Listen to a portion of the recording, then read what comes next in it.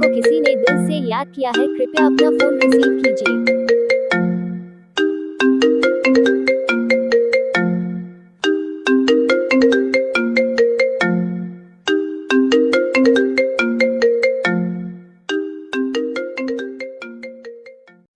किसी भी मोबाइल की रिंगटोन के साथ अपने नाम की रिंगटोन बनवाने के लिए अपना नाम कमेंट में लिखें और चैनल को सब्सक्राइब ज़रूर करें।